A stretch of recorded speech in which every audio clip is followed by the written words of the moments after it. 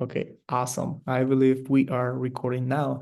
So once again, thank you very much everyone for joining us for the Student Trustee webinar. Um, with that, can we move on to the next slide, Abba? Awesome. So a quick housekeeping rules. Number one, this is being recorded, and the main reason is because this will be posted and archived at the Student Senate YouTube channel. So if you ever have any questions about who we are, the work that we do, and previous recording webinars such as this one, you can then see them at the YouTube channel. Secondly, the live transcription is on, so feel free to utilize that. And then all audience members are muted. So if you would like to be recognized, please raise your hand and I will make sure to help you get recognized or put your questions in the chat so I can help. And then the last thing is for anyone who is not currently a student, we hope that you will be able to allow students to ask questions first, just given that this is a student-focused webinar. However, you are also encouraged to answer any questions that you may have. So with that, can we move on to the next slide, please? Awesome. So I'll let everyone introduce each other. So I'll begin and then I'll hand it over to the rest of our presenters. But hello, everyone. Thank you for being here. My name is Ivan Hernandez and I serve as the president of the Student Senate for California Community Colleges. And I'm also a former student trustee for the Contra Costa Community Colleges District. I'll hand it over to Josh. Awesome. Thank you so much, President Yvonne. Hi, if you haven't got the chance to meet me already, my name is Joshua Simon. I am the SSCCC Vice President, and I'm also a current student trustee for the West Coast Community College District. With that, I will pass it down along the line. I'll pass it down to Rad 8, Taton Alvarado. Thank you, Vice President Simon. Hello, everyone. My name is Cesar Tlatuani Alvarado. I am currently the student trustee for Mount San Antonio College, entering in my second term. And I was just also recently elected as Regional Affairs Director, or RAD, for Region 8 of the Community College System. I'm happy to be here. And I will be passing it off to RAD 10, Chris Chandler. Actually, hi. we go to RAD 10. Yeah. Let's pass it over to RAD 6 and then we can go to RAD 10. Yeah.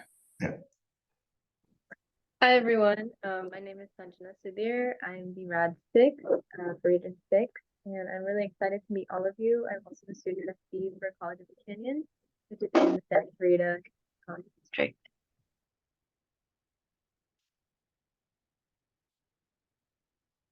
Hi, my name is Chris Chandler. I'm the student trustee for the Southwestern Community College District down in the San Diego Chula Vista area. And I'm also the RAD Regional Affairs Director for Region 10 of SSCCC.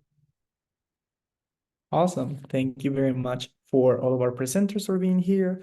So with that being said, introductions, feel free to drop in the Q&A or in the chat your name, your college, your major, in the position, and what do you hope to get out of this webinar? So this is just a place for us to get to know you, and then of course, we will share our contact info at the end of the presentation, but please, in the Q&A, or if you don't see the Q&A in the chat, you're more than happy to drop any of your contact information.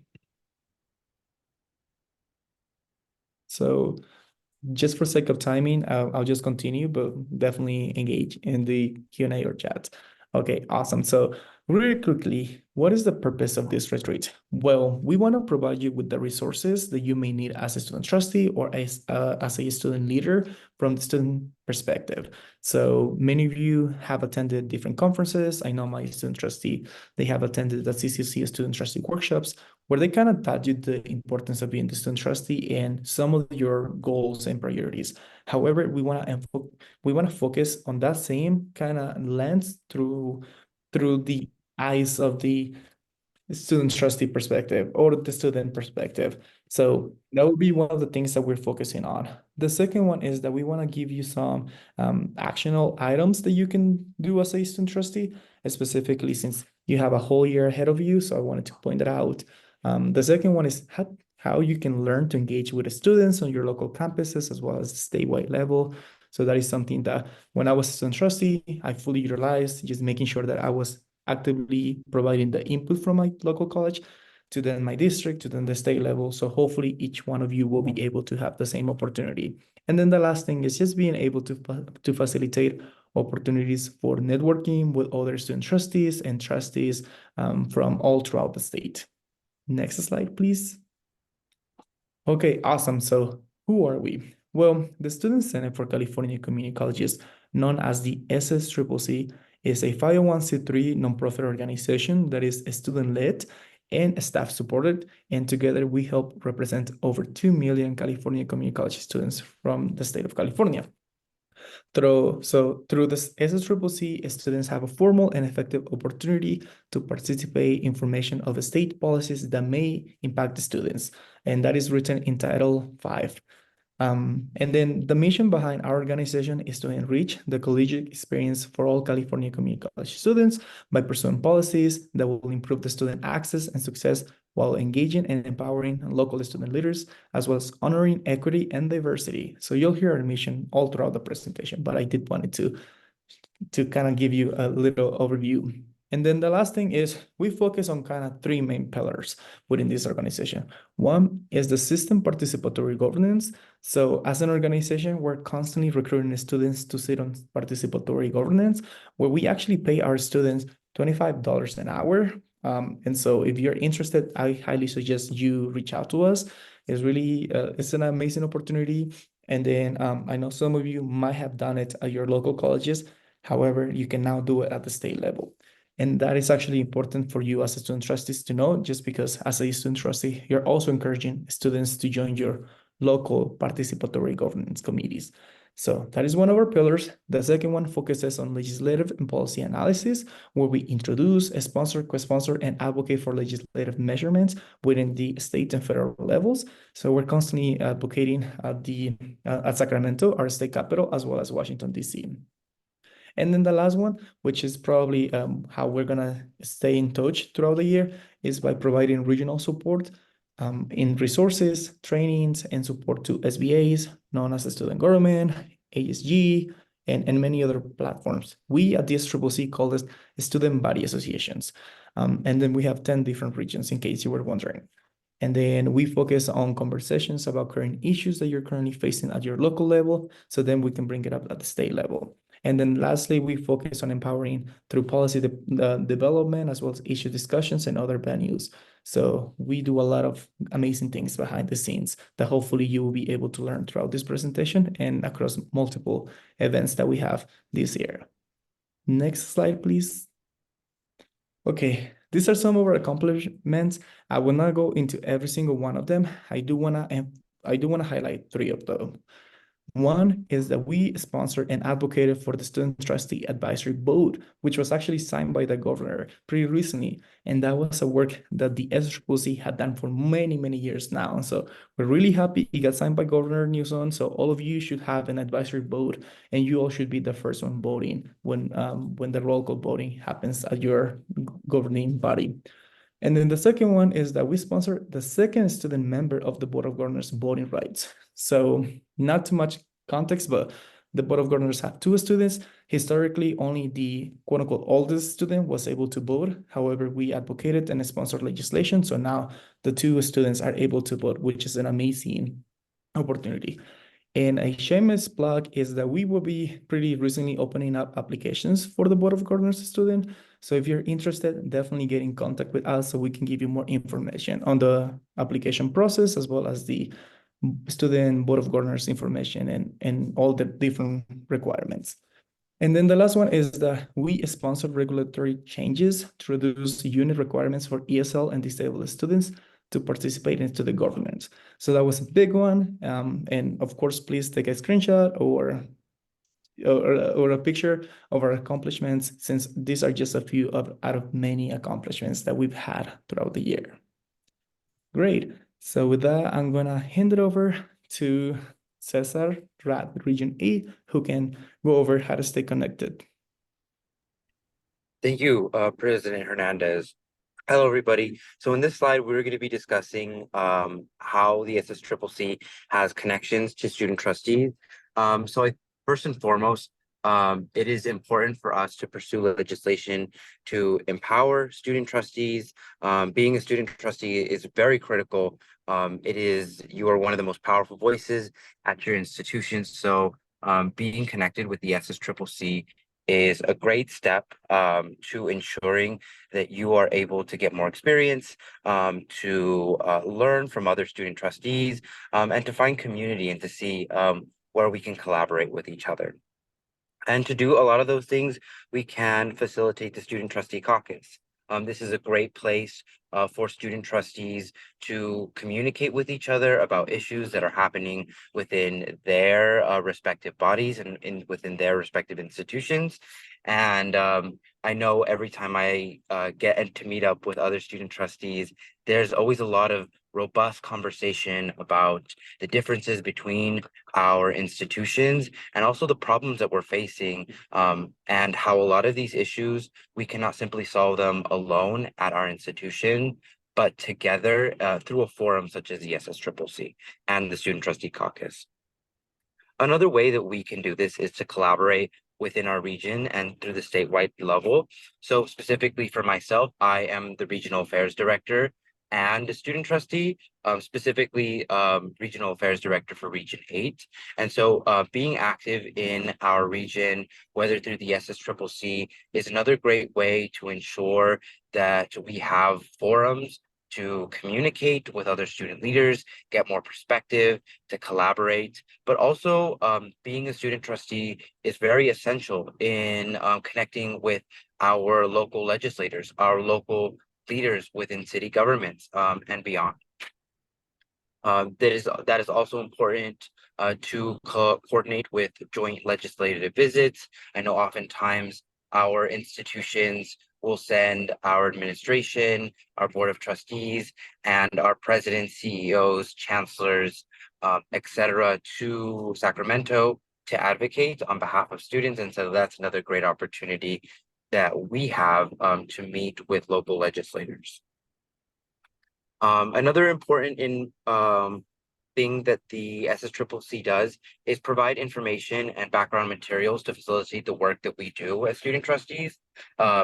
It could be a little bit daunting to sit in the position that we're in, but I think what has really helped me in the transition period, not only in my first term as student trustee, but also in my second, is all the resources that the SSCCC provides, such as training within Brown Act, such as parliamentary procedure, and many other trainings as well to ensure that we are ready when we are facilitating our meetings, that we are speaking truth to power, and we are communicating with our constituents.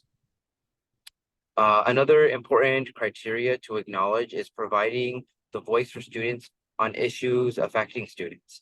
This is incredibly important, as this is one of the important highlights of the position that we have within being a student trustee. It is important for us to ensure that we get feedback on some of the things that we're advocating for, as many of the issues that we have and what we are confronted with are very intersectional. And so it is important to get a multitude of perspectives. Moving on, communication concerns, communication issues of concerns adopted by college delegates. It is important for us as student trustees to be connected with the delegates of each college. Each institution will have their respective delegate that will represent them and will report back to the SSCCC. So being tapped into these vital student leaders for their perspective, being on the ground is really critical in the work that we do in connecting with our statewide organizations.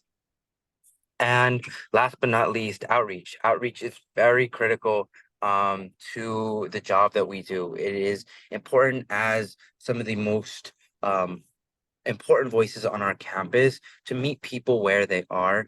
And as student leaders, it is important for us to also meet other student leaders where they are at to ensure that we are doing the best job that we can to advocate for our constituents and move forward together as a state. So moving on, right here we have our roles as a student trustee. So using our position to get on participatory governance groups is really critical, such as committees that we might have on campus. I know some of the most prominent committees on my campus are police and campus safety, are the curriculum committees, our sustainability committee. These are important areas where we can learn more about our institution, but also create those important connections with the people that sit at our institutions. Excuse me. Another important criteria is working with other partners such as faculty, staff, and other board members. I think as new incoming public officials, it is important for us to get that historical context, whether it be from faculty, staff, or our colleagues that we have on campus, to ensure that the different groups that we have are connected, and that we are working seamlessly together. I know recently there was an issue on my campus about receiving COLA. This is a concern that is also critical for students to be a part of, and it is important for us to connect with those groups. Another important thing to ensure is managing your time and workload. Being a student trustee is a very time-consuming thing, and it can be, and it could be a little bit overwhelming as well. So it's important to make sure that you are managing your calendar properly. You're scheduling times not only to rest, but also to study, to do work, and to go to meetings. And I think it's really important for us to figure out a system that works well for us. I know specifically for me, I do things that are unique to myself that might not work with the way that other student leaders operate. Like, I write things down, I have multiple calendars, sticky notes are my best friend. Sometimes I will make sure that I take mental health days are really critical as well. Preparing for meetings is another critical component in this. It's important that when you enter a meeting that you are prepared with either any agendas that are available for you, and or any background information about some of the people that you're meeting with, or even some of the topics that you're discussing. I know it's really important to look up any statistics that might be relevant to the discussion at hand, or anything else that one might think of, to ensure that they are prepared for the conversations that they'll be having. And the next criteria is gathering information. I think that goes hand in hand with preparing information for meetings. It is really critical to ensure that you have facts. I know that it is important to fact check things. Misinformation is a very big issue nowadays. So ensuring that we double check, that we triple check our sources is really critical to ensuring that we have a base foundation of working with the same facts that we're working with. And then another critical component is using our resources to identify issues. I know oftentimes our institutions, such as mine, offer a plethora of resources, and resources that are also offered at the statewide level through the SSCCC. It is not only important to ensure and inform ourselves of what these resources are, but also being the liaison to our communities to ensure that we communicate with these resources to the constituent groups that we represent, to ensure that they're properly utilizing them to their best advantage. Thank you. We continue on with our connection to SBAs within the SSCCC. So the SSCCC has 10 regions, region 1 starting at the top, and then region 10 starting at the bottom. So there are 5 regional officers per region with 117 college delegates. And these are a conduit of information between student body organizations or associations and the state. I'm gonna hand off the rest to our Vice President Josh so he could elaborate a little bit more on this. Awesome. Thank you so much, Ray, for covering on that. I appreciate the extra information because you cover a lot better than sometimes I do on that. So I definitely appreciate the coverage. But to talk a little bit about how SSCCC's connection to SBAs, as Cesar mentioned, there's 10 regions that go all the way from the northern part of California to the southern part of California, and each one of those sorry, my bad. Each one of those regions have 5 positions. A regional fair director, which we do have some that are representing their specific regions. Me being a previous regional fair director, now representing on a higher level to help with our student resources and aspirations.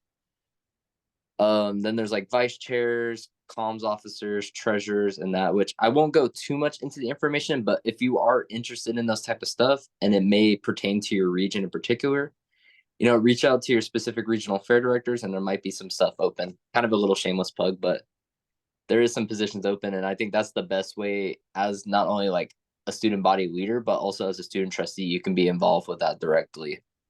So it's kind of weird on there. You guys see 117 and usually we have 116 California community colleges. What we did at our last board of directors was we approved and recognized San Diego Continuing Education as one of our colleges that we recognized on that. So, congratulations on Region 10 to have an extra college on there. And that's something we recognize now within SSCCC as an additional voice to the student body. We're also the conduit of information between SBAs and state. So which we're trying to work a lot more on our goals with social media. So definitely, if you haven't followed us, definitely follow us on social media and within your regions to check out a lot of information that's pertaining with legislation or stances, because that's something we're trying to work more on. And that's one way that we portray information. And it's also with our delegate assembly. So each region hosts a delegate assembly, and in those delegate assembly, they announce information that either one pertains specifically to the region or two, that's either like a big change or update within the board of directors. So that's something that's usually mentioned in there. And I always recommend, even if you're not familiarized with SSCCC, try to attend one of the meetings to just kind of get the understanding of what our student leaders do in that. Then, SBAs play a critical role. Me being, a former student body associated president and a regional fair director, the voice I had to make change in an area that's so rural it's impactful. So to be able to use that voice correctly, make those connections and network is such an important piece being a student body leader, because it helps out to how you can make definitive change. Oh my goodness, sorry. I just noticed on my phone I'm already getting low power. But on to the next slide. So working with SBAs, developing a relationship, when you call upon them, they show up. So the one thing that we're trying to work on with our delegate assemblies is to have it more inviting, make it not feel like a meeting, but as a sense of a way to inform us so that we can make informative decisions. The more members we can have in it, the better to be able to make decisions with that. And that's even on the local level stuff too. If you attend your SBA meetings, you're usually giving the voice of the student body association to that. Same with SSCCC, when you're giving your voice on the board of directors or you're giving your voice in their local delegate assemblies, it allows you to make that change to where we can help direct into that with state. Let's see. Hold regular meetings. As a student trustee, it's always a priority to try to attend your SBA meetings locally. What I do as student trustees, I attend both of them at least. It's a hard commitment to do it continuously, but my goal is usually if I can attend one meeting per month to the SBAs if needed. That's one way I try to do to be able to keep connected with my SBAs, both with the presidents on their campus and also the advisors in there. Local issues or concerns. The best way you can find the source as a student trustee to be able to find the resources to connect with your student leaders, either with your student leaders on campus, the students at large in your student body association, and just connecting with them to be able to address those concerns that matter on the right formats. Either that means going through your participatory governance committee, through the associate student government meeting, or particularly if it's of that concern, bringing it up to the right levels. sorry, I'm saying a lot. Getting support from your SBA meetings. So basically, it's good to ask for help every now and then. As a student trustee, there's only so much information we know pertaining to certain topics. So it's always good to ask for feedback, either if that means like sending a form out to your student body, asking the student body themselves, just to be able to make those informative decisions and help in those connections.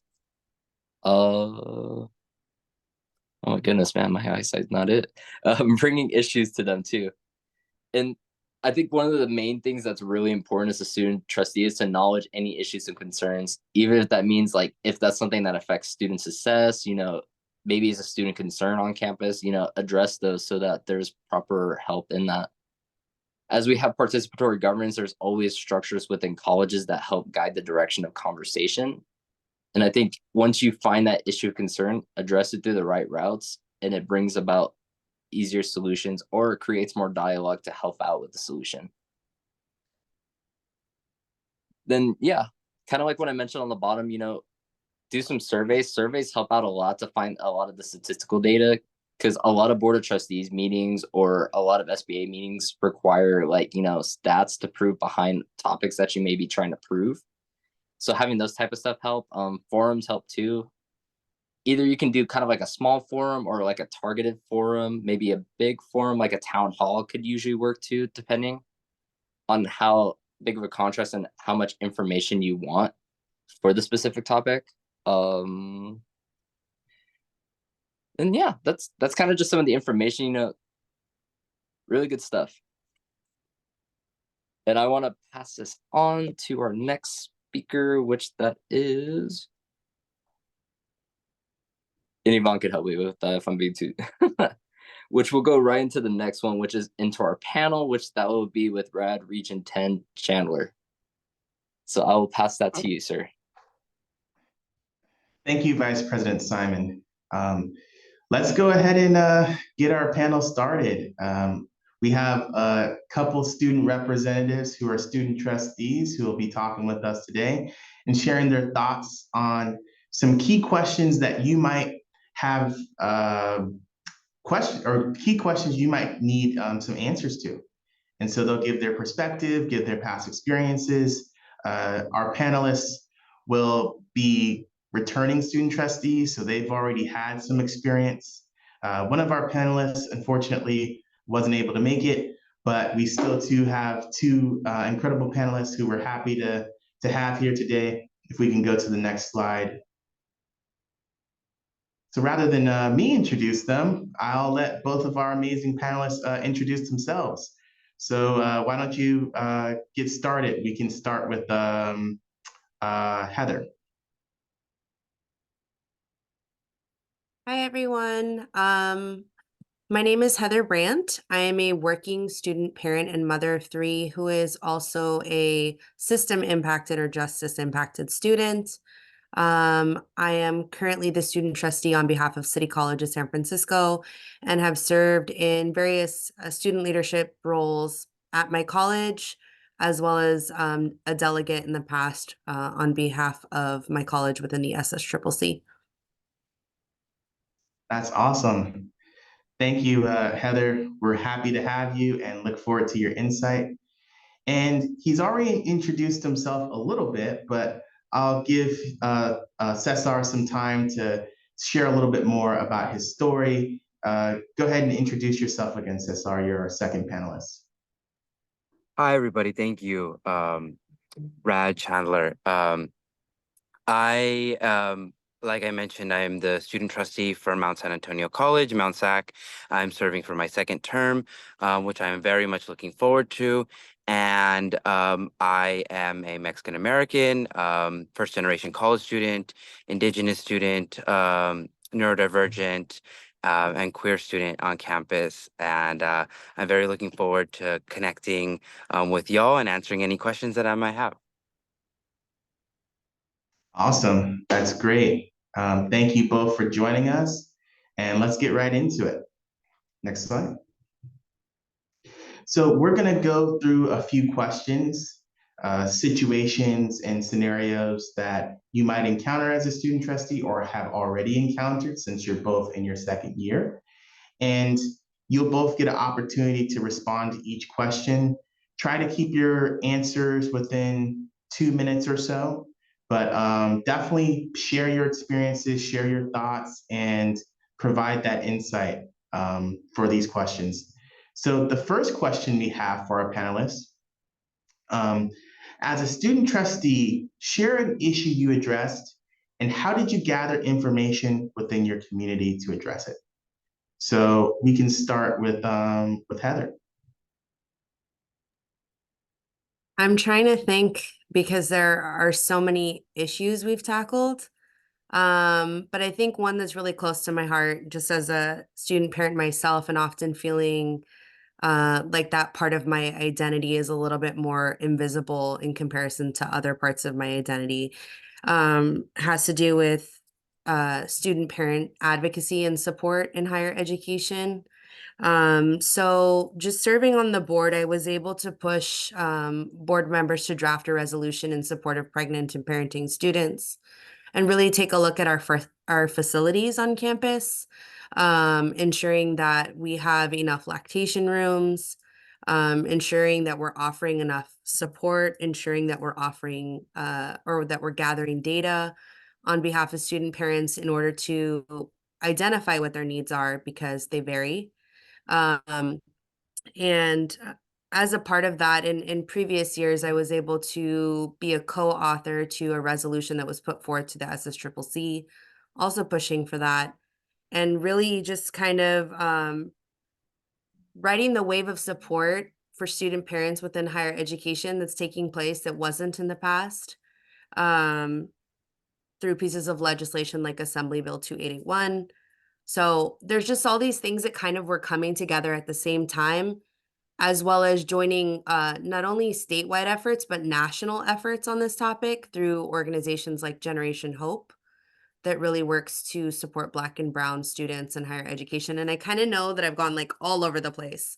But I think connecting all the dots are really important. But sometimes it's as simple as what you as a student are experiencing or facing and realizing that you're not alone, that if you're facing it, that others in your community are too, and connecting on those issues to be able to address things.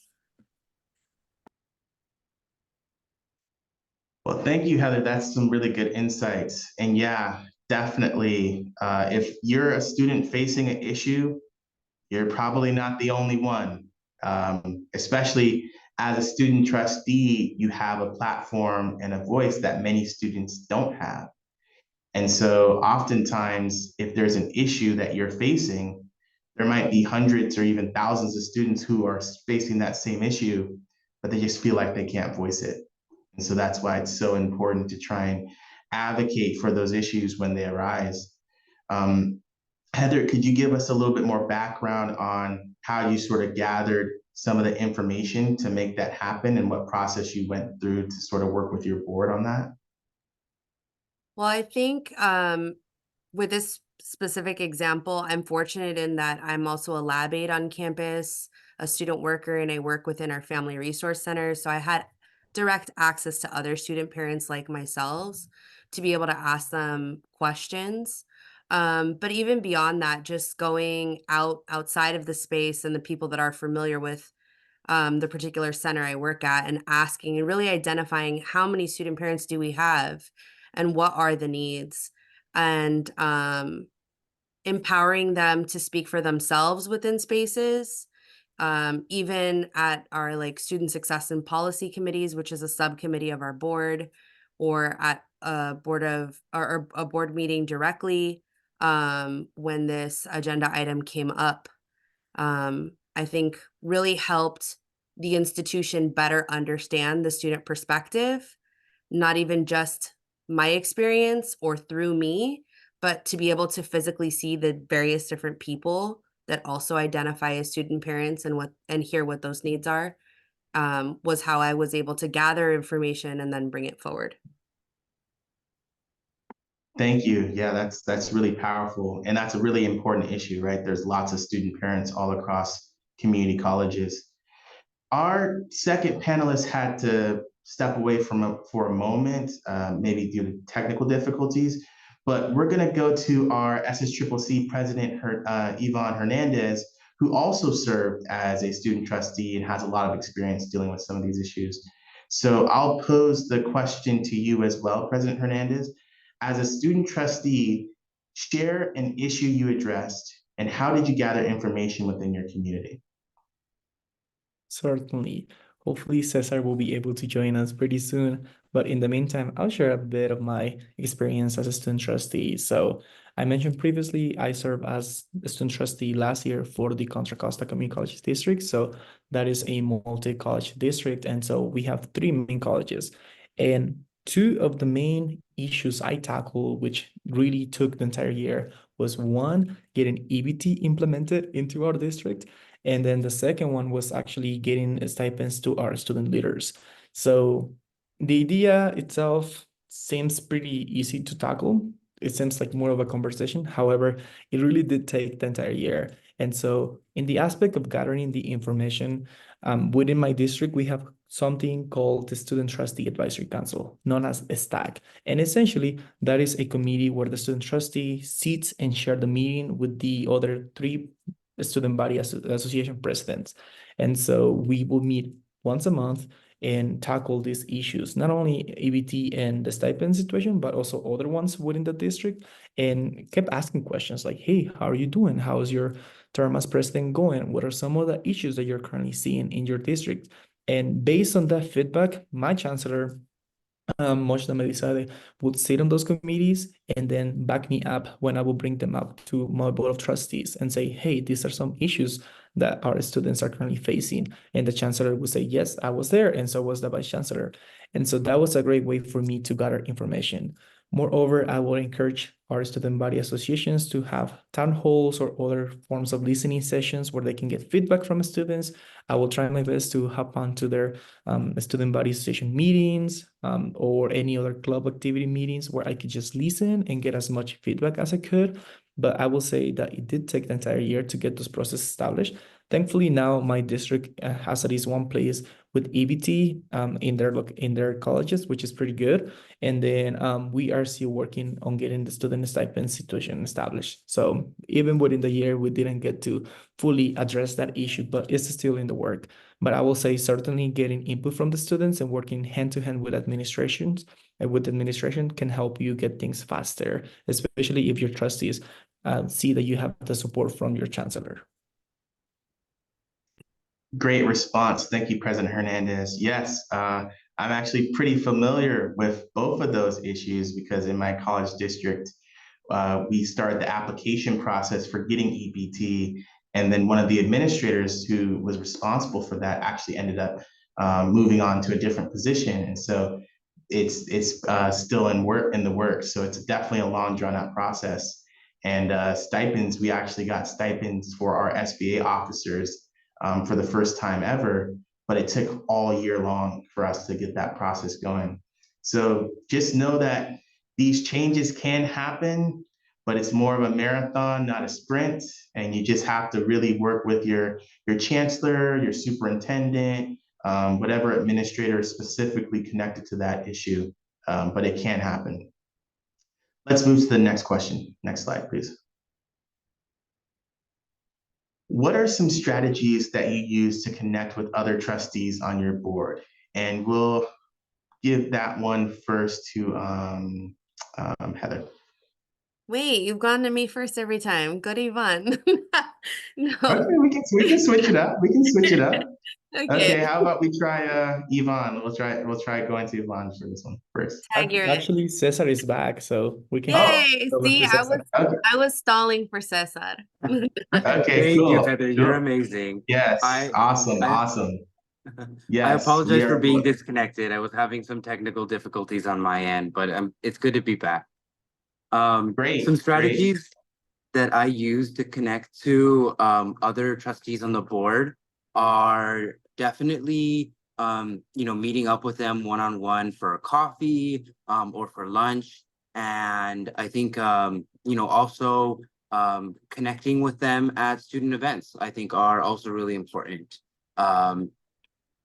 Another thing that I do is I try to get to know them better, to to see what they care about. And I think that provides a better working relationship when you are able to connect with them on an interpersonal level, once you already have some of those things squared away. No, definitely. That's some great advice. I know I'm a new student trustee, but one of the reasons I was able to connect with uh, the other trustees on my board is there's a lot of events that trustees get invited to, and I was always included on those invites. So I just showed up to everything. Anything that I had availability for on my schedule, I would just show up because I knew they were going to be there. And if you are in the same vicinity, you can start talking to them.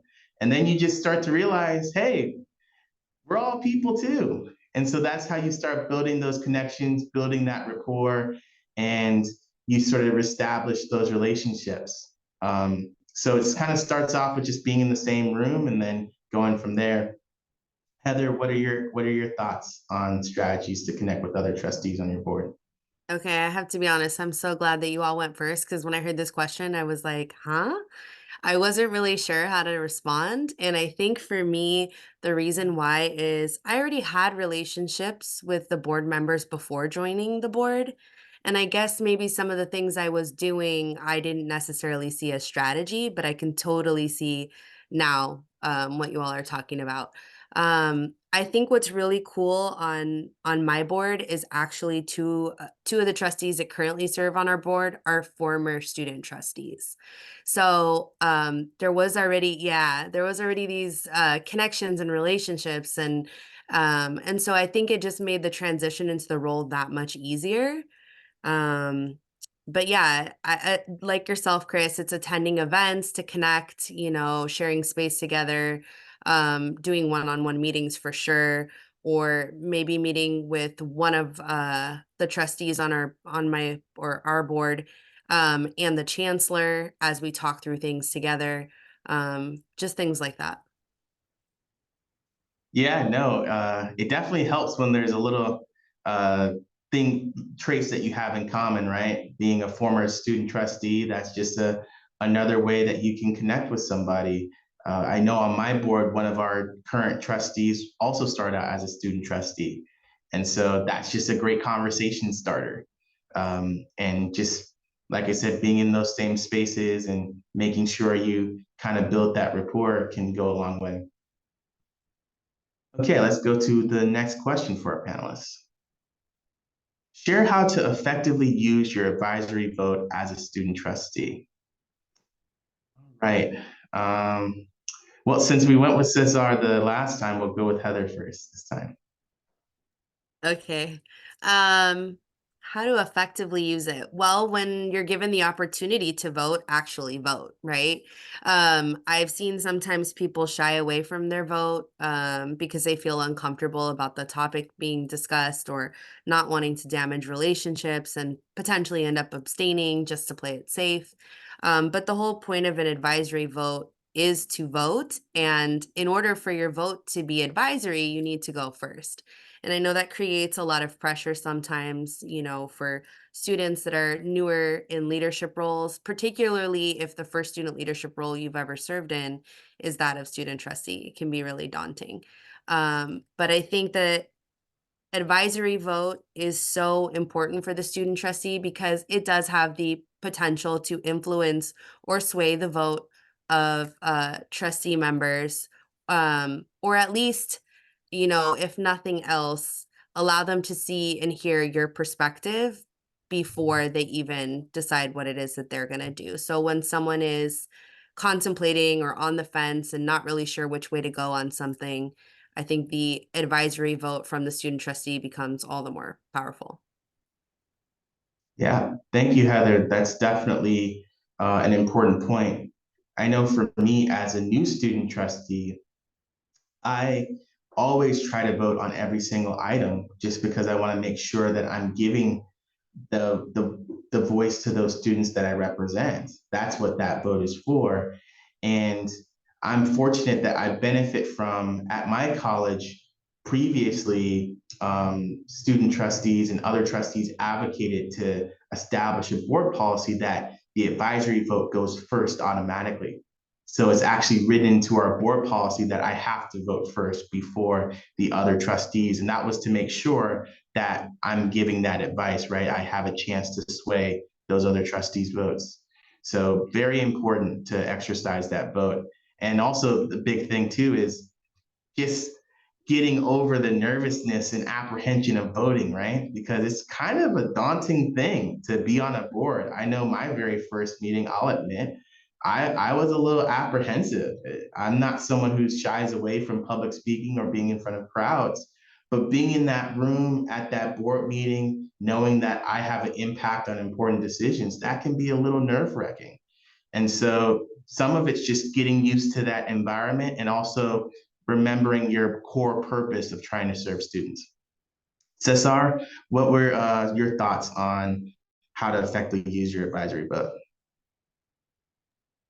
Thank you. Yeah, I wanted to build off of what Trustee Brandt had mentioned. I think, ensuring that we use our vote, our advisory vote critically and every single time is important. I also think to add on to everything that she said, it is important to call a point of order when they skip our votes, or if they happen to forget. I think it's important to remind them that we are there to represent students and we have to speak truth to power. I know in the beginning it was a little bit daunting for me to begin speaking up, but I think once I got into the practice of it, it got easier and easier as time went on. So I think it definitely helps to push yourself out of your comfort zone to ensure that you are properly representing the people that you represent. And I think especially with recognizing the unique populations that we serve within the community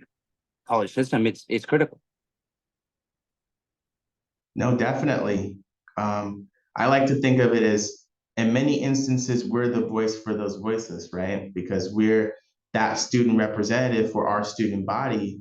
And how many students will go to our schools and be in our districts who will never meet the board, who will never meet administrators, vice presidents, and deans, these important people who make decisions at our campus.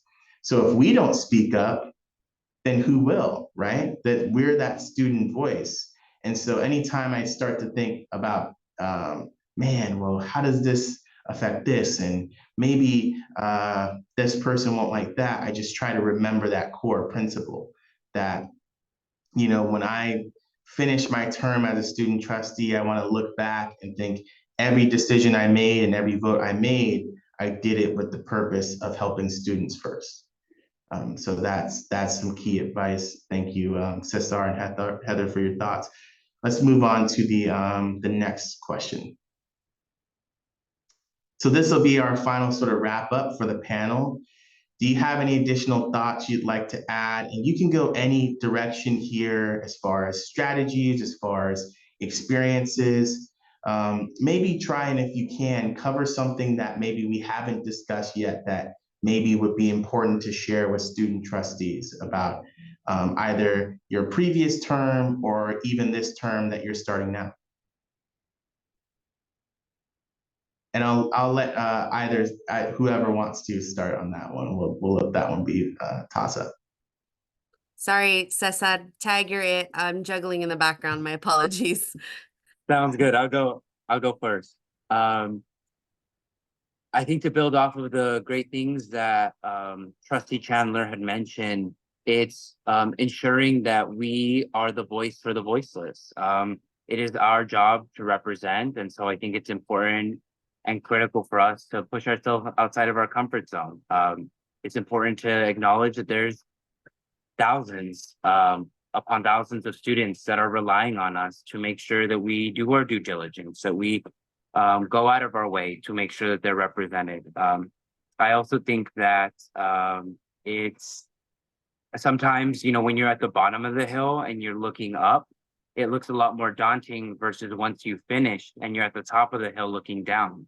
I think we have a lot more power than we give ourselves credit for. And I think it's important for us as student leaders to really be comfortable with disagreeing with administration.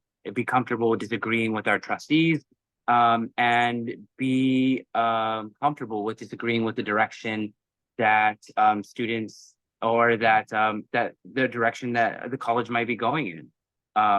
And again, like Trustee Chandler had mentioned, if not us, then who? So I think that that's really critical. Don't be afraid to ask for help. It's important to acknowledge that the work that we do, the best way to do it is in community. We don't have all the answers, and that's okay.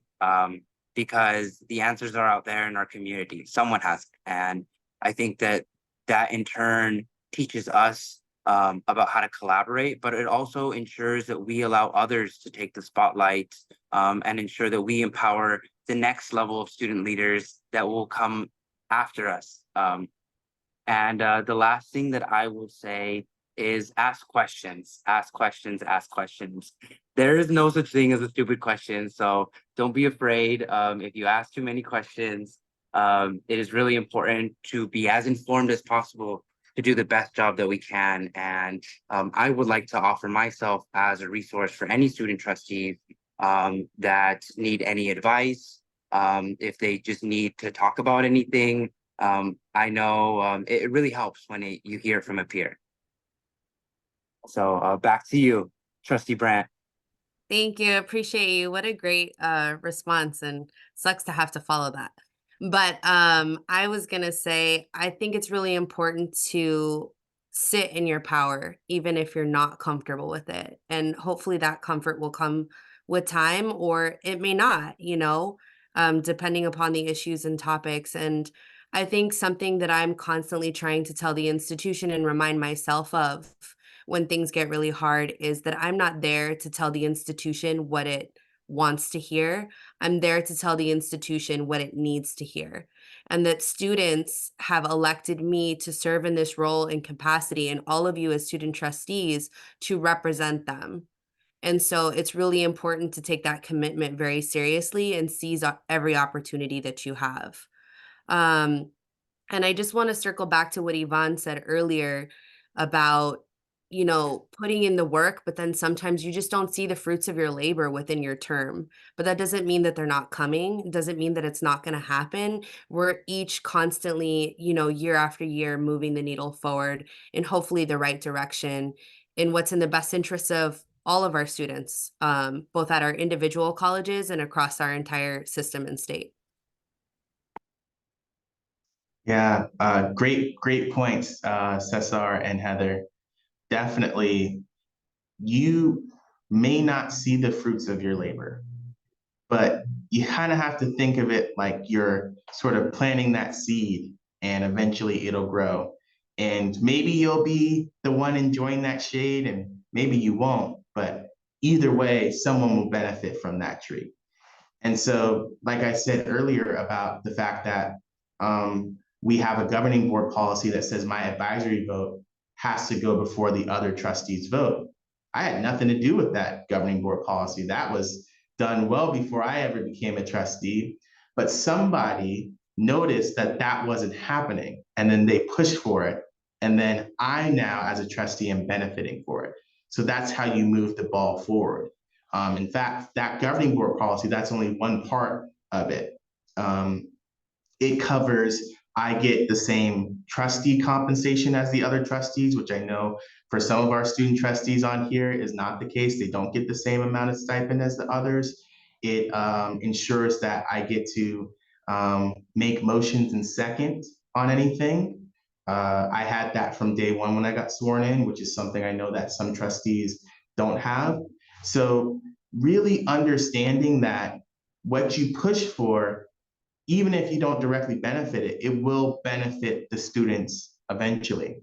And so that's why it is important, going back to Cesar's point, to really make those pushes because you're pushing the ball forward. And you have to think of it almost like sort of a marathon that just keeps going, right? You're pushing that ball. The game doesn't actually end. It's just your time playing ends, and then you kind of get subbed out at some point, right?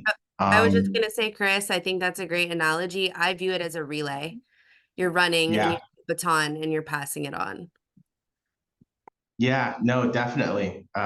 Great reference. We got the Olympics going on. The relay is definitely a good analogy for it.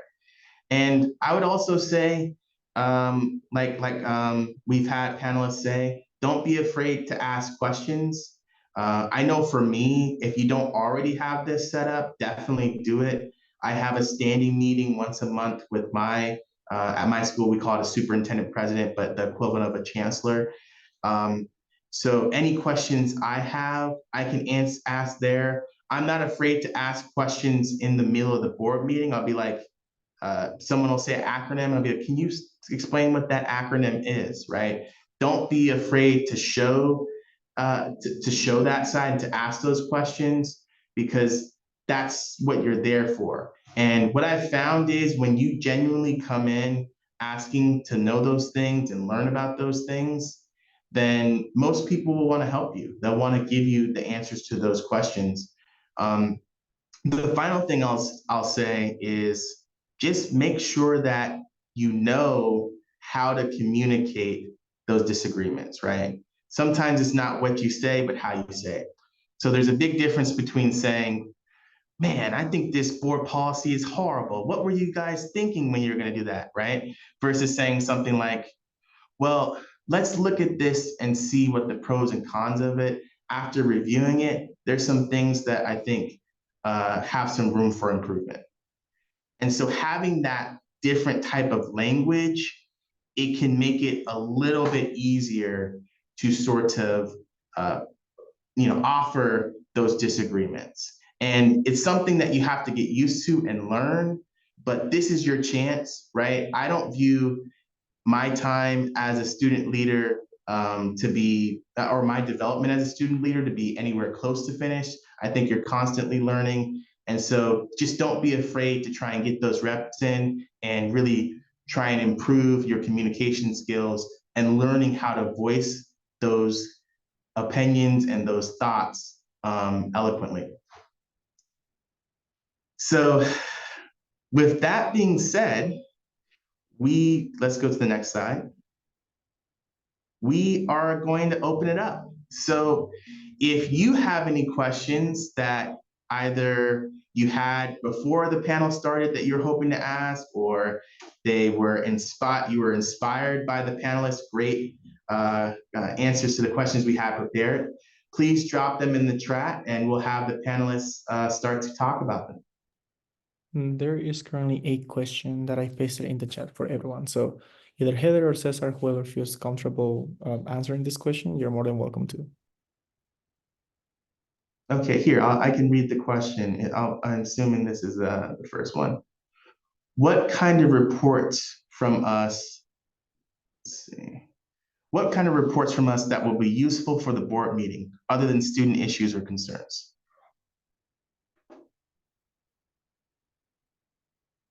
Cesar, how about you start us off for that one? Do you mind repeating the question one more time, please? Sure. What kind of reports from us will be useful for the board meeting other than student issues or concerns? So what sort of reports would you report in your student trustee board report that sort of doesn't involve like a student issue or a student concern? Like what activities or things of that nature? Yeah, that's a great question. Thank you for asking. I think one thing that I include in my board reports now, it's pretty extensive. So I not only bring up concerns based on specific items, like say for example, there's a specific item on the agenda.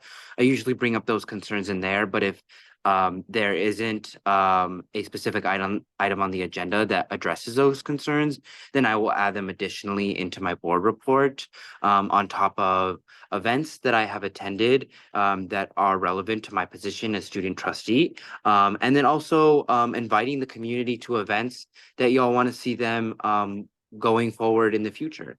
I think one common criticism that folks have is that their institutions and their communities are not engaging with the events that they're having on campus. And so I think one remedy to that is inviting them within a public forum and letting them know that these events are going to be taking place. Another thing that I like to note, not only things that I've been to, but things that are going to happen in the future. I've also started adding quotes at the end of my board reports.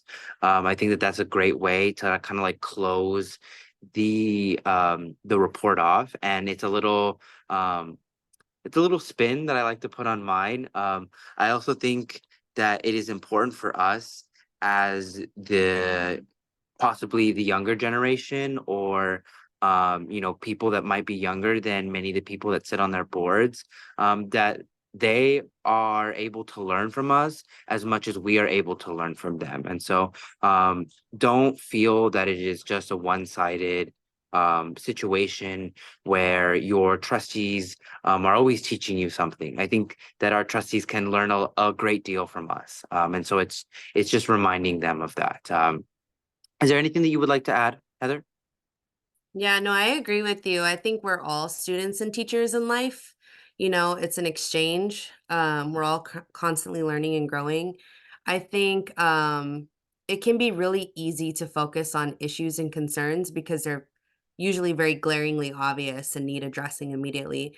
I think sometimes things that don't happen as often in terms of like reports that really should are our successes and our wins, right? Like what's working, what do we not want to see change because it's great just the way it is? And then sometimes when you're sharing information through your reports, you're bringing attention to things that maybe others didn't think about or others didn't know about, because everyone on your board doesn't know everything. None of us know everything, right? So it's a learning opportunity.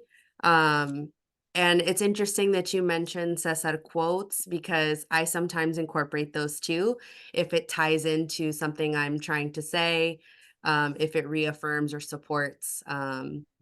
And yeah, I just think it would be great if, in addition to bringing up issues and concerns, which we absolutely should, we also focus on what's going well, what's working, what's great, what do we not want to see change, because if it does, then it's going to be detrimental and impact us. Yeah, that's a really great point. Both great points, Cesar and Heather. I know for me, I bring up a lot of the concerns really with discussion on the agenda items.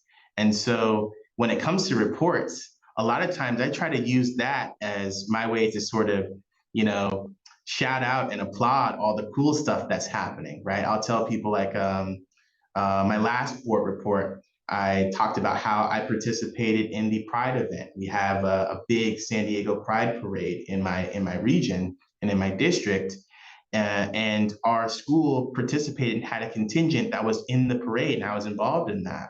And I was just like, wow, this is awesome that our school is showing support for this, and we're actually involved, and we actually got to participate. And so while I definitely think it's important to bring up those concerns because that is why we're here to try and help improve the student experience.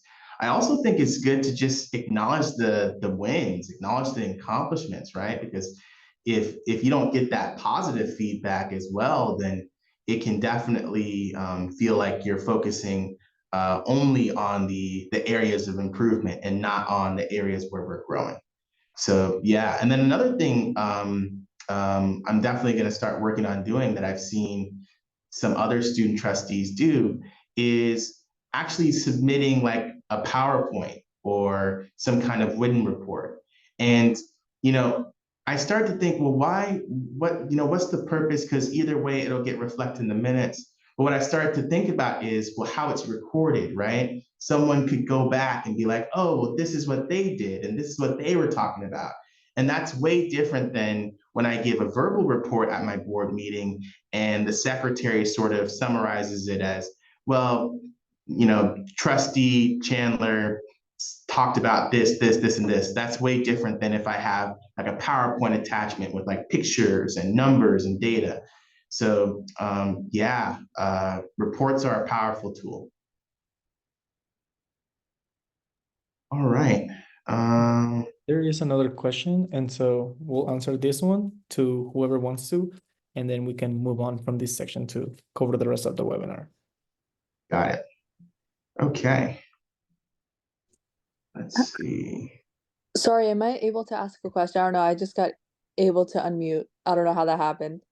Yeah, you Yeah. could ask a No, question. if you guys wanted to go along about that question, No, you're no, about to no, answer, no. that's fine too. Yeah, No. Please answer your question, and also shout out to please. Helena Hey, is everyone. current student trustee.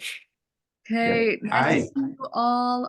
I just had a couple questions, and so first question I want to ask is, Yvonne, you mentioned about your stack meetings. I don't know if any other college does that. I don't know who does that, but about us, I was just curious. Sorry, I wrote down my question. It's right here. What worked well for you during those stack meetings? Like, what is one thing that you found to be beneficial during those meetings? I know that you said, like, asking your questions, like, towards, like, the AS presidents, but specifically, what was it that made it stand out? Do either you, Cesar or Heather, have a stack? No, No, right? no, our council or the position and our student leadership positions and their meetings are set up a little bit differently, so we don't have stack. But it might be helpful for Helena to hear from you, Yvonne, since you previously served in the role. And Cesar, I don't know if you have stack at your college. Stack is referring to Student Trustee Advisory Committee. Yes, or some other districts name it a bit differently, but yes, somewhere along those lines. Do you mind elaborating on what that purpose is? My institution might have it, but we might call it something else. I can answer, and then maybe Cesar, if you have something similar, you can back me up. But Thank you. something that I found really insightful within the stack is you have firsthand contact info to the different student body presidents. And so before I became a student trustee, I used to be president for Diablo Valley College. And I kind of knew exactly what were some of the issues within Diablo Valley College, but I didn't know anything about Los Medanos College or Contra Costa. And so just having a stack once a month really helped me get an idea of what was going on in every single campus, in terms of issues as well as accomplishments, because a lot of the things we do have many accomplishments that sometimes we don't share. And then also it allowed them to feel like they had a one-on-one contact with the student trustee who automatically has access to the board of trustees.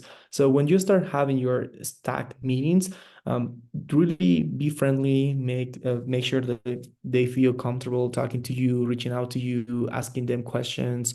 I know you have amazing student body presidents within the district, so just make sure that they know that if they have any kind of initiatives, you can help them get them started at the district level if they haven't done it at their college level. But I will say a big highlight was just being able to support them in their work as presidents across the year. Yeah, no, that's a great response, Yvonne. So some Thank you so schools much. are oh, Sorry, I just want to say thank you. Thank you. yes. Go ahead, Yvonne. Sorry, didn't mean to Oh, cut I you was off gonna there. say, and if you have more questions, just send them in the chat, and I'll reply to you. But with that, we can move on. So we have plenty of time, and we probably will skip the break, so we can go straight into Sanjana. Yeah. Yeah, no, thank you, Yvonne. I was just going to mention that, yeah, for some single member districts, maybe if you don't have a staff which would have all of your student list leaders from your different schools within your district or the different campuses within your district, then you can coordinate meeting with your SBA members and your SBA president for your single school in your district. And that's sort of how you build those student leadership bonds.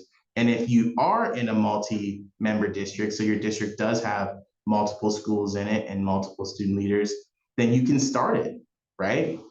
So it's just all about strength in numbers. It's all about working with your other student leaders.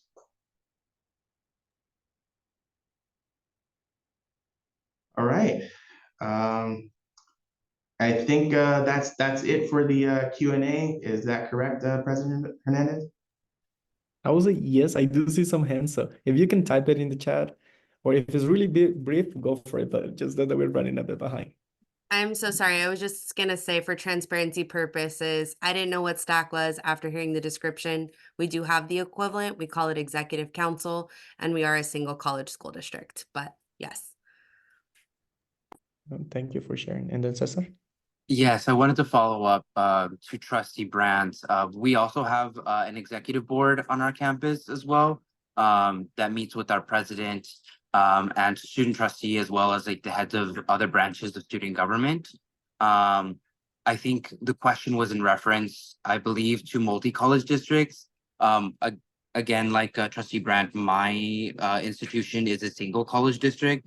However, in my conversations with student trustees that I have come to understand is that what works for one institution and what works for one college might not work for another. We come from different parts of the state, both rural and urban, in the forest, in the desert, by the beach, and with a bunch of different populations and demographics.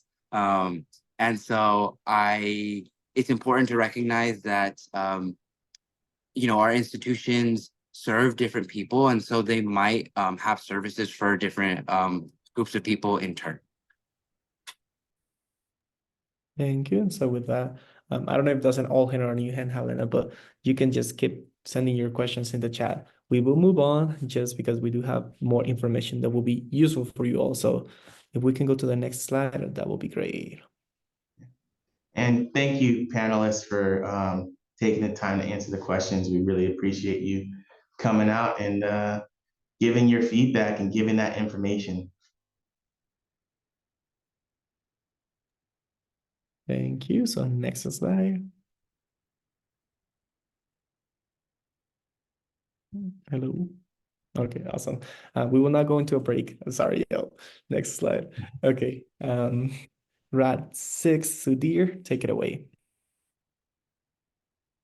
Okay, hello everyone. My name is Sanjana, as introduced before, and I will be talking about participatory governance today. To start off, to break the ice, we're going to start with a poll. The first question is going to be, what is participatory governance? So a poll will pop up on your screen, and be sure to answer which one you think is best. There is a right answer, so be sure to answer what you think is best. I think I'm the one supposed to throw the hole, so give me a quick second. Okay, no, that is not it.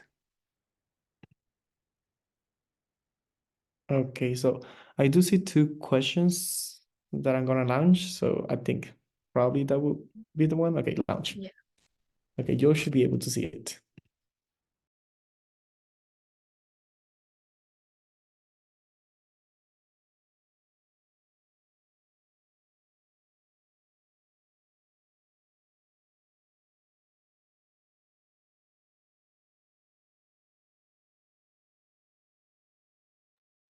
We'll give you guys about like 2-ish minutes to answer both questions, and then we'll look at the answers. We only have 3 people answer, so don't be afraid. Yeah, it's okay if you get it wrong. No problem. I was just gonna say I think co-hosts can't answer the questions, but Oops. it's okay. It's a Zoom function, not your fault. Okay, we have 7 answers, so whenever you want to close it, I can close it.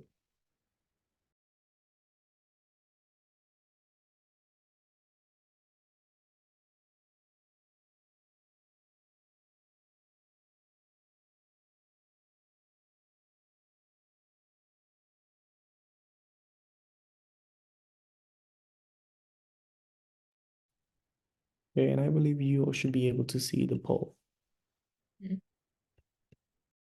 Okay, great. Thank you everyone for answering. So as everyone answered, everyone mainly answered answer A for the first one. What is participatory governance? So you all are right. A is the correct answer. It's a system where students, faculty, staff, community members are actively involved in decision-making processes and policy development at the college. So good job. And then second one, why is this important? So obviously these are a few vague answers, and there are definitely more reasons as to why this is important, but for this poll, answer E is correct, both answers A and D, which A is it ensures that perspectives and needs of students, faculty, staff, and community members are considered in decision making, leading to more effective and inclusive policies. And D, it helps in building a sense of community and ownership among all stakeholders, leading to increased engagement, support for the college's goals. So good job, everyone. I hope that was a little bit fun. Moving on to the next slide, please. So I'm going to briefly go over the 9+1 rights. I know that we covered this at our CCLC conference back in August 1st, but I'm just going to do a brief overview, starting with grading policies. So the 9+1 rights are rights for all of you student trustees, and the first one is grading policies. So these are examples like if some of your classes will drop the lowest grade or drop the lowest test. These are types of grading policies that are implemented in college. And for number 2 and 3, these are codes of student conduct and disciplinary policies. So make sure that you're reviewing the student conduct rules in your separate districts, and knowing and participating in reviews of these policies about like cheating or plagiarism is super important because they affect the way that your students attend classes. And then moving on to number 4, curriculum development. So each district will have its own curriculum committees, which is where new classes, new programs are developed, and making sure that you as student trustee are part of this curriculum committee is super important so that you can provide new input in terms of creating classes or removing classes. And number 5 is kind of related to this. Some of the courses or programs can be canceled completely, but that's different from course sections being temporarily canceled. So that's important to be part of, especially if it's a program that's impacting students like MESA or EOPS. It's important to stand up for these programs across your district. Moving on to number 6, these are processes for institutional planning and budget development. Now, I know personally, reviewing the budget of the school can be really, really stressful because there's so many numbers and so many things to take care of. But making sure that you are reviewing the budget with either a mentor trustee or the president of your board is super important because there are certain budget lines that involve students, like student housing or ASG funds that the district pays for. And being part of budget committees is super important as well. Moving on to number 7, standards and policies regarding student preparation and success. So many student success policies include educational plans, and that leads into number 8, where a student is given an educational plan, and counseling, assessments, and orientations are all required to be part of the onboarding and registration process of a student, and that deals with student service planning. Moving on to number 9, student fees such as activities, parking, health. These are all fees that involve money to advocate for student needs. So being there for increasing these fees or implementing these fees if you don't have these fees at your district is super important. And then next slide, please.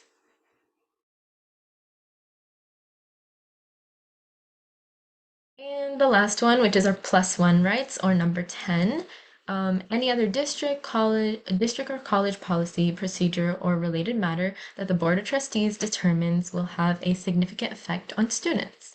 So this is really important. This is just an overarching goal, which says that students can articulate its relevance to its effect on students. They can be involved in almost every decision-making process at the college. So being a student trustee is super, super important. You are the number 1 representative at your college. Moving on to the next slide. So what does this mean? I know I just said a lot of words. So what does this mean for you? Student trustees should ensure that all of the participatory governance committees are filled. Sometimes governance committees really depend on a student voice there, a student vote there. So making sure that even if you can't attend, making your SBA president attend, or making any person of an SBA or a club president attend these committees are super important. And anytime a board, either a trustee board or an executive cabinet board, determines that student input is not necessary, you as student trustee should be the loudest voice in the room and should be arguing in support of the students because that's why you were elected. And you should be rallying students to speak on issues. Trustees do really love to see your involvement and hear their stories. I know sometimes it can be really intimidating. It was intimidating for me to talk to some of the trustees, but making sure that you are involved and speaking during public comment or speaking on an issue is super important. And then obviously relaying important issues to students so that they're well informed. So attending your local SBA meetings, attending each college in your district, if you can, and if you don't already, learning the issues and concerns that students may be facing at these meetings and being the direct connection between your SBA and the trustee board is super important. If President Hernandez would like to provide any advice or info, please go ahead. I think you cover it pretty well. Just make sure that wherever you're learning from the district, you're giving back to the students because it's really easy for us as the student trustees or any other student leader to say, oh no, I think this information is widely available, when in reality it wouldn't be. And sometimes this information is critical, like financial aid information, scholarships, grading appeals, and things that you're like, oh, it's really easy. I'll just reach out to this administrator.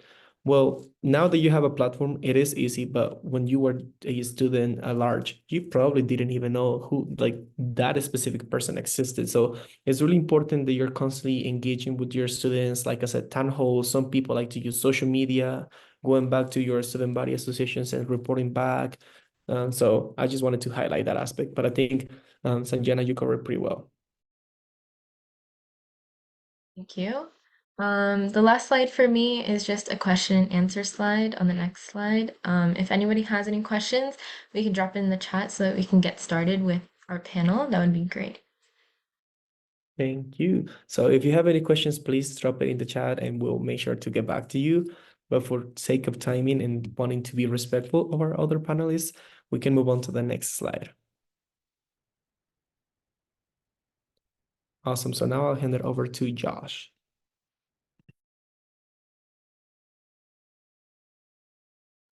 You are muted, Josh. What's my bad? I was about to start this without giving any dialogue. All right. So we're going to move right into the next part, which we have a couple of panelists that I'll be talking about Board of Trustees effective advocacy, which this one I will give also the chance for them to introduce themselves, give a little bit about their position and what they do to represent on their campus, everything. If I can go to the next slide, please. So I'm going to let the panelists introduce themselves briefly and give a little introduction about themselves. So let's see. Do we have our panelists here? We do have, let's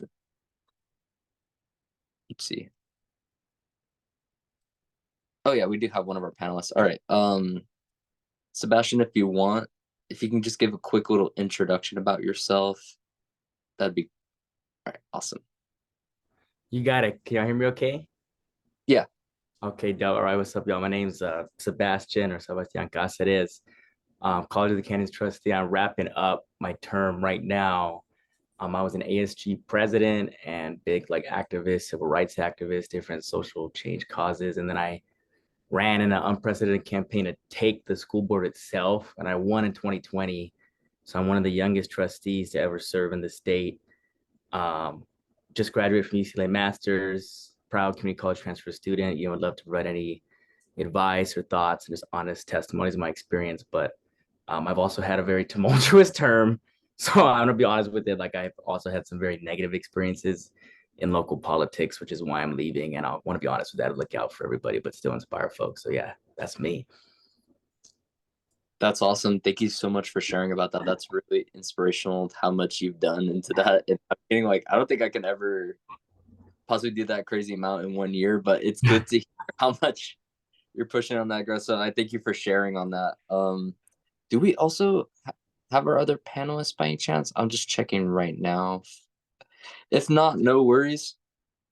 I'll try to see how we can balance it out with the questions and everything. But with that in mind, just in consideration of time, let's move on to the first question, which is, what do you want to see from a student trustee? Which this one I'll bring to our first panelist on that one. Yeah, so I think for me, a big part of my election, and again, I understand if people are in different situations, especially if they got to play kind of more diplomatic game, they're, maybe coming from a different experience or different timeline in their academic journey. But I was, a big time political activist prior to entering ASG, was involved in local elections, was involved in some major campaigns, was involved in some causes because there were some traumatic and tragic events that happened in my community or other parts of LA County or even globally. So I was always that more like revolutionary kind of voice. And so when I came in, I actually came in as or like resistance kind of trustee. And I gained support when I ran for office because I built a coalition, gaining the endorsement from full-time faculty, part-time faculty, classified staff, as well as a variety of ASG leaders. And I built a coalition of leaders throughout generations involved in politics or just the local College of the Canyons political climate that wanted some kind of change and wanted better for the trustees. So I kind of came in to inspire other student trustees to almost kind of be that kind of bold leader of change. Doesn't mean you got to be as, I don't say crazy as me. I don't say we're crazy, but doesn't mean you got to be as like, bold or just like putting stuff on as, because I've done some pretty active and I've ruffled some feathers in a variety of civil rights and voting rights causes, right? So I'm not saying you have to like go to that extreme or that degree, but I would really like to see student government and student trustees be those figures of like change, empowering people, empowering constituents or faculty or staff that have even felt wronged by a district. Because sometimes I've the perfect common line, they're creating good trouble. I feel like prior to my student trustee allies that helped mentor me and help support my historic election, I feel like a lot of times student trustees, and it made sense because I think we were kind of like trained this way or we didn't get the right mentorship. It was almost like they were there to almost be a pawn of certain other people or like not be an independent voice. And I would really like to see student trustees stand up and like fight for good causes because I really feel like their voice is effective and y'all's voice is effective. And I feel like y'all can really make a good impact within your, not just your school districts, but even just like local community or broader politics or whatever it is. That's awesome. Thank you for that response. Honestly, that's inspirational. See, Thanks. forward to put onto there. Honestly, I'm still kind of shocked on like what to answer with, but thank you, man. That means a lot because I've had horrible experiences. So to see your guys' reaction is really wonderful. I appreciate you still being able to come in and answer a lot of our questions. A lot of your insight helps out to guide the next student trustees from there. So, but I guess to kind of answer with that too, like I guess in a way to direct it, like how I see myself within that is like I like to see it as a way to be able to advocate for the voices of the heard and unheard on that. Because there's going to be a lot of points where it's like you have to advocate for certain things that maybe you feel a type of way, but at the end, it's like you're doing it for the better of the student body. So that's how I interpret it. My longest battle was trying to fight for our district to be smoke free. That was a long 1.5 year battle with the district. The the faculty, administration, classified, everything like that. But after 1.5 years, I was able to make my district smoke free just from like, pushing those initiatives, challenging the, just the norm, just to be able to push for like what's right and what you feel is good for the student body association at large. So that's really inspirational. Thank you for the work you did too. Awesome. All right, so we're going to move on to the next question, which is what techniques can student trustees use to effectively work with other trustees?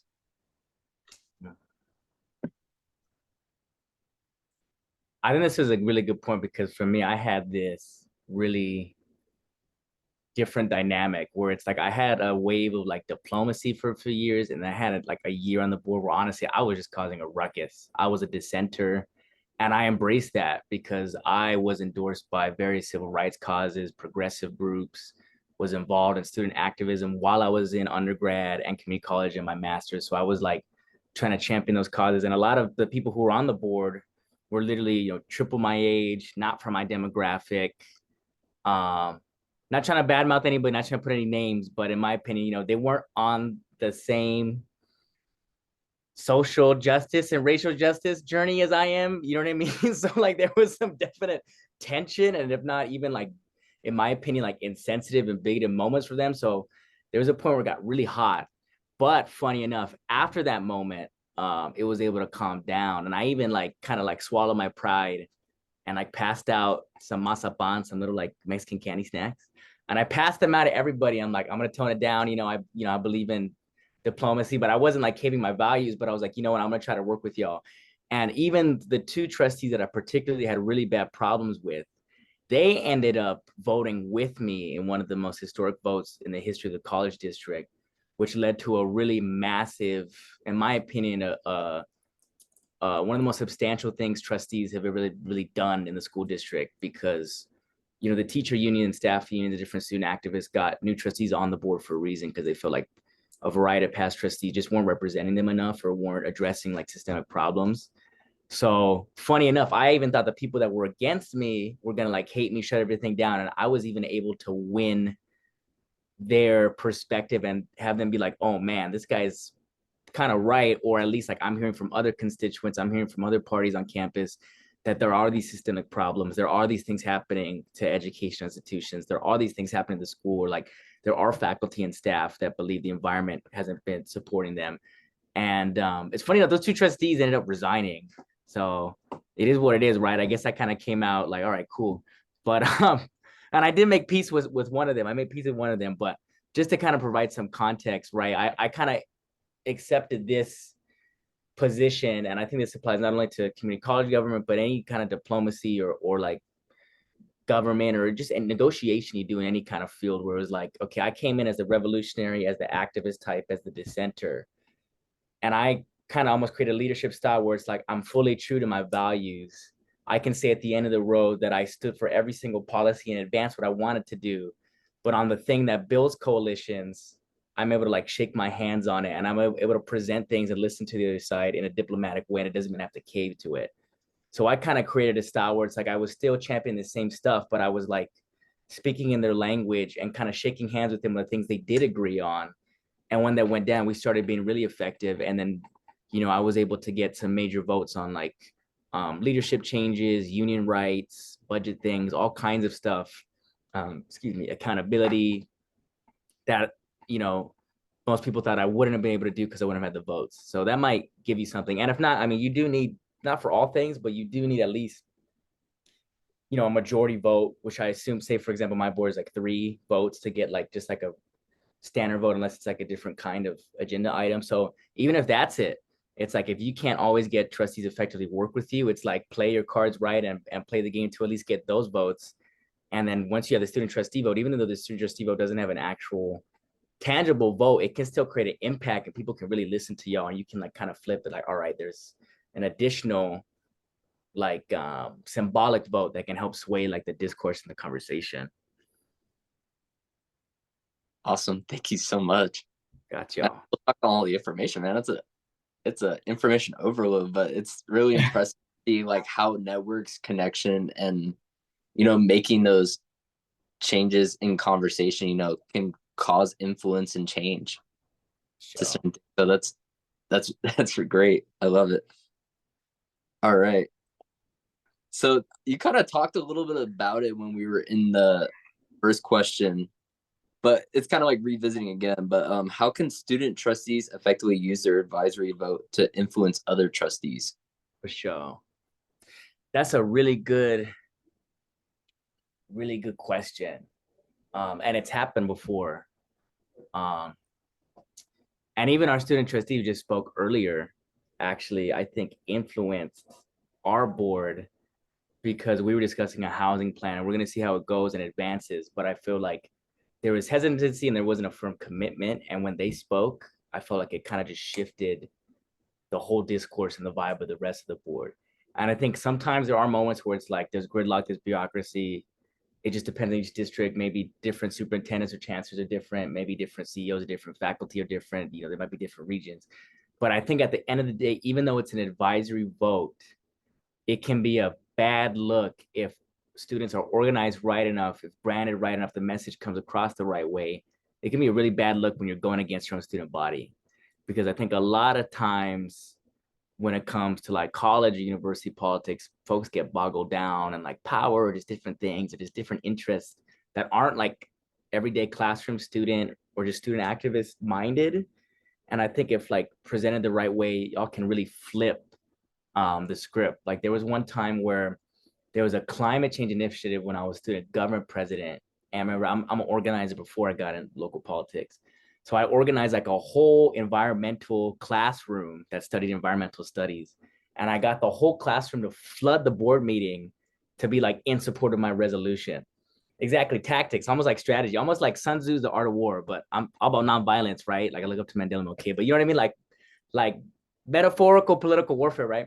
And I organized the whole like classroom, and a lot of times those board meetings are stale. They got nobody in them, and you know some of the trustees are just like kind of bored or just like there's just not as much activity going on. And a lot of them would love to see students despite different political debates or debacles between some of them. And when they saw that whole classroom, they're like, oh my God, I've never seen this many students at a meeting. And they got like all like exhilarated. And I was like able to present it in a way, and it led to like some environmental policy changes within the school district. This was when I was ASG president before I became real trustee with an actual vote.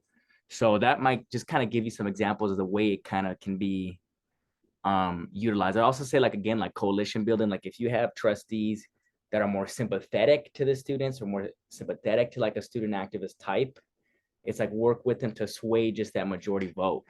And I think in a lot of ways, even if it is an advisory vote, I think that it can't, it just, with the right conversation, the right presentations, and if you convey things the right way, you use the right humanized causes, I think you can swing major votes. Because like one of the things I know, like I'm policy said, like I think of like the United Nations, and I believe like Palestine doesn't have an actual vote in the UN General Assembly, or I think like U.S. Congress, like Puerto Rico, right? I view it as a colony. It's one of my homelands, and it can't actually have a tangible vote at U.S. Congress. But I'm sure there's sometimes ways where their speeches might be able to sway discourse. The difference is Congress and the UN are like 200, 400, 500 like members or whatever voting. If there's only like 5, 7 or whatever it is on your school board, that means if you just can swing the right people to just get to the majority vote, it means you can be effective, right? So I try to look at it in terms like that. And then feel free to interrupt me if I'm speaking too long, or if you guys want me to clarify something, or if y'all want me to just kind of like talk on another topic or just kind of provide more detail for any sample or example I have. No, that's perfect. You're covering a lot of good information, and I think a lot of the student trustees that are here to the conversation is taking a lot of insight to help push on their stuff on campus with that too. So that's really great. But that kind of passes the question that was the next one, because it talked about how to empower, and I think we've talked a lot about how to empower the student trustees on that. But I wanted to maybe get into the next question after that, which is, would you encourage student trustees to add items to the agenda? Ooh. I would actually. I actually think that opens up a good conversation, because I feel like, because for example, like say my race is abnormal because I actually won the trustee seat, and so I had a full 4-year term. So I was there seeing like extended concepts, learning extended ideas. When I feel like most student trustees, because I'd had different friends, different colleagues, homies that would rotate the student trustee position, right? They transferred, and right, and it has less activity than say a CSU or a UC where there's dorms there, or like there's a 4-year campus, right? So like a lot of times I feel like there's potential for the student trustee to do things that just sometimes folks just didn't have enough time to figure out or like think of, you know what I mean? And I feel like in a lot of ways, before I went on the school board, when I was just student trustee, or when I was just student government president, work with my student trustee, I feel like there could have been things like that used more strategically. I feel like there could have been more like resolutions and things like that to sway discourse. And I feel like some of the previous ASG and the recent ASG has provided some really amazing stuff like that I haven't seen in past ASG years, where it's like they're having specific advocacy goals, they're having specific legislative priorities. There's all these things. And I think there's so much potential, because I feel like a lot of, even though there's bureaucracy and politics at play with these local school boards, in many ways, a lot of them are like looking for causes to champion. They're looking for some cool stuff. They need that kind of energy. And I feel like, again, like if organized the right way, you can sway the legislation they endorse or support. You can sway what policies they support in the school. You can have a really impactful voice. And I always felt like the advocacy committees on our school board, and even just the school in general, wasn't like true advocacy activist type. And it was just kind of just this kind of like status quo, or just like this is kind of slow, like never really taking any bold stances. And I always felt like if used the right way, the right student advocates and student trustees could start writing resolutions, start putting policies on the agenda, start, acting in a way like policymakers and like legislators act in other capacities, and really shift their school boards to start like endorsing different legislation, endorsing different stuff, writing like letters of support for a certain statewide policy, and maybe endorsing some statewide campaign or other trustee thing. And I really think that if done the right way, it can be done effectively. I would highly recommend that. Awesome. Thank you so much. And honestly, this is some really good information. And, as being like a new student trustee, like I'm taking a lot of this information to heart to be able to make those, because, student trustees only get that 1 year term to really make it, unless they get put into as a second year, which, it's kind of lucky if you do, but if you're not able to, you're trying to push for initiatives and stuff in that 1 year term, and to make those type of network connection and push through for initiatives, it's really impressive. Thanks. Which, with that in mind, it does lead to my last question I have for you, which is, do you have any other advice you would like to share, either from like your previous experiences, or, to our, new incoming student trustees or return? Do you have any advice that you would like to share about that? Yeah. Oh man. I feel like I have all kinds of crazy experiences, and at my age, I've lived a very action-packed life.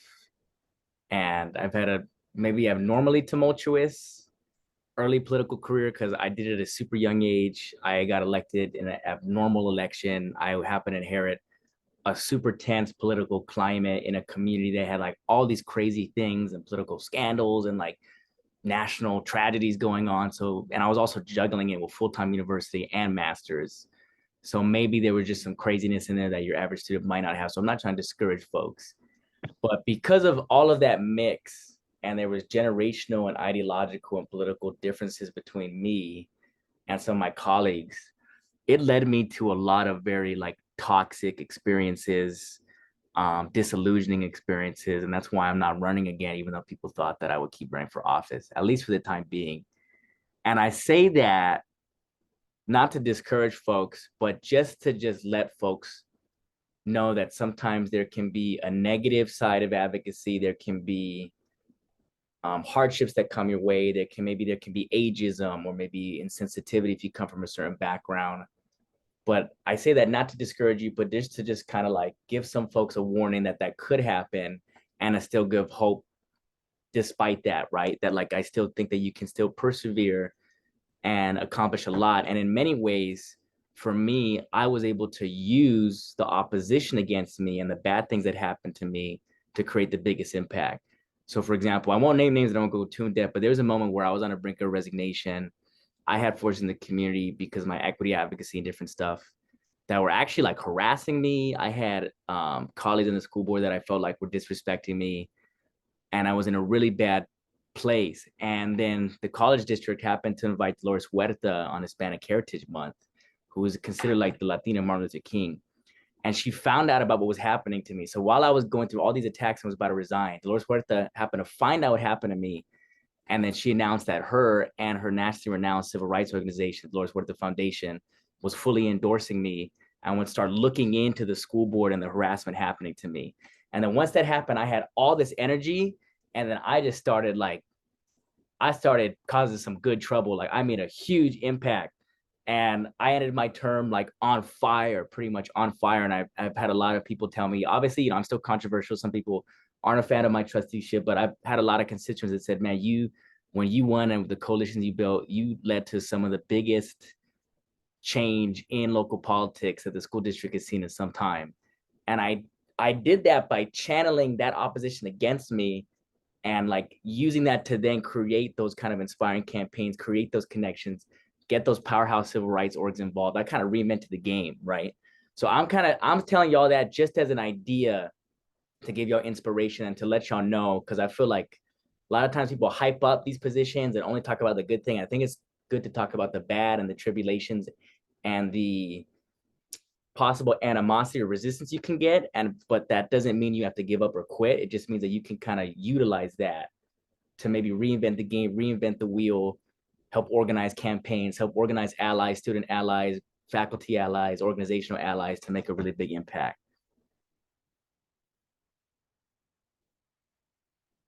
You are muted, Josh. But I was gonna say, this is the last question, but we do have another trustee who just recently joined. So I don't know if your name is Laxta, but I believe you can unmute. So if you would like to give any general piece of advice for our student trustees, you are more than welcome. Let's see. 1 second. So I'll ask you to unmute, so hopefully you'll be able to. We appreciate you joining us. Okay, can you see me? Hear me? Yes, we can see and hear you. Okay. Hi, everybody. My name is Nichelle Henderson. I am the board president for the Los Angeles Community College District. And I want to thank Caesar for giving me an invitation. I apologize. I'm dealing with some stuff at home. But based off of Sebastian's comments, I think advice that I would give you all as student trustees is to try as best you can to build relationships with board members. Listening to Sebastian, I am so sorry, but build relationships, because different districts have different relationships with their trustees, with their student trustees. I think our student trustee is, they have a stipend. They're able to vote in our meetings. They have an advisory vote. They run a student advisory committee of all of the ASO presidents for all of our 9 colleges.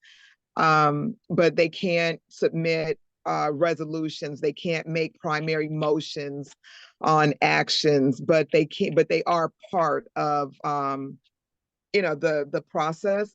One thing that I'm really working on this year, and I'm hoping we'll be able to do within the next couple of months, is to add our student trustee can come. We have 4 standing committees, and our student trustee is able to attend those meetings.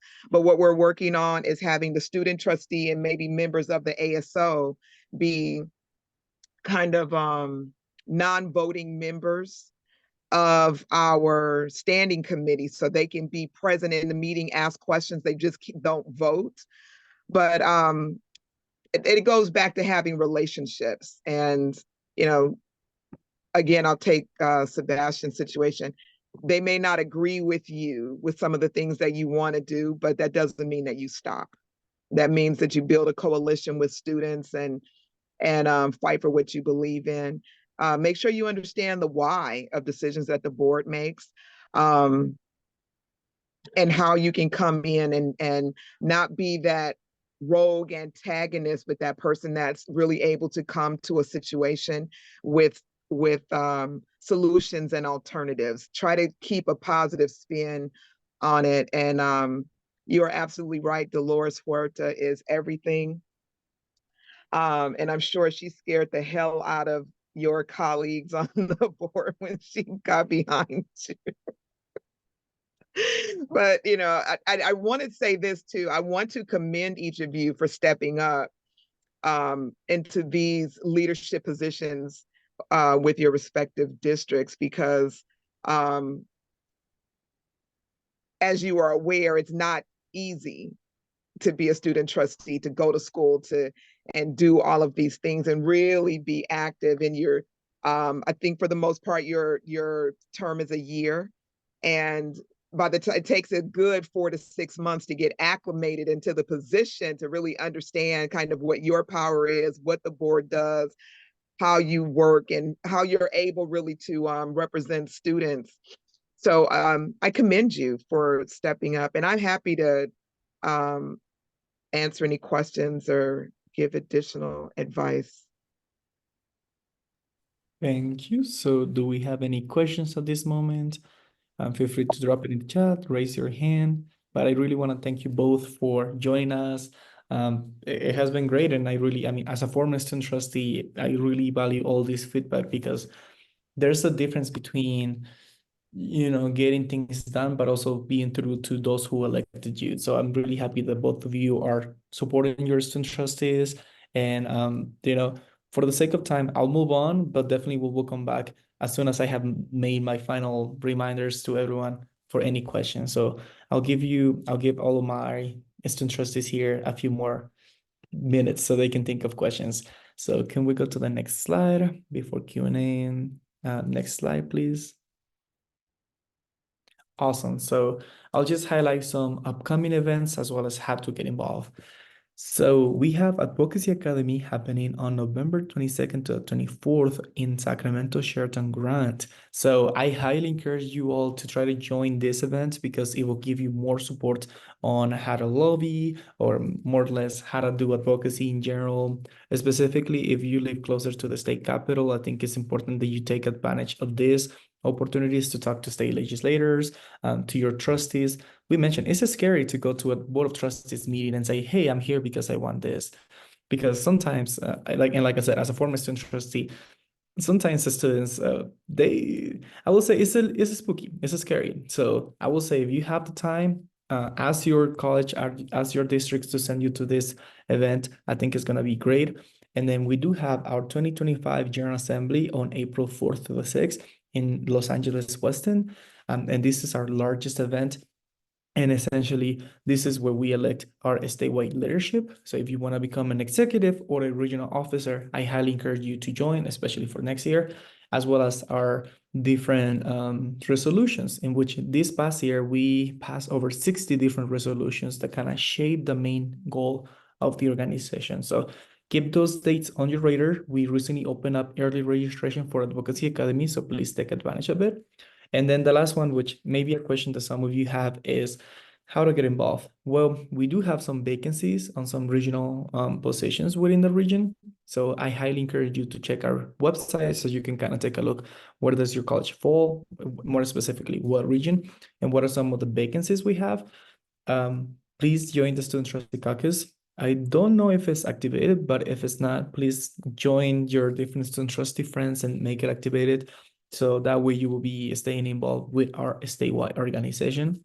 Attend our events, whether that is our conferences, webinars, town halls, anything along those lines. I think your voice will be truly appreciated at the state level. So please join us if you can.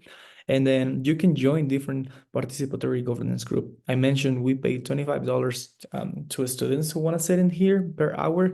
So even if you are already booked, please tell your students, especially students who are constantly looking for a job, this can be an amazing opportunity for them to engage. And then if we go to the next page, I'll hand this over to Chris. So Chris, you can talk more about this. Thank you, President Hernandez. So just so we can stay in touch with each other and also share information, resources, best practices, and even just to connect, we started a group chat where you can sort of talk with other student trustees around the state. So we have a WhatsApp chat and we also have a Discord. The Discord is open to everyone. The student trustee WhatsApp is just for student trustees. But the idea is just to keep in touch with other student trustees and share information. We were able to meet a lot of different student trustees at the CCLC event. And we hope to continue to have different things going on in the future. Maybe as President Hernandez talked about, activating the SSCCC Student Trustee Caucus and student trustees really being able to use that as a way to share their thoughts and have a voice collectively. So yeah, go ahead and check out those QR codes, scan them, and join those chats so you can stay in touch with your fellow student trustees around the state. Thank you. And yes, those are not SCCC sponsored. However, you are encouraged to join by your other student trustee friends. Can we go to the next slide? So the next slide has our contact info. So take a screenshot of it, write it down. my email, my phone number is always available to anyone. I'm an open line of communication, and I believe everyone else is as well.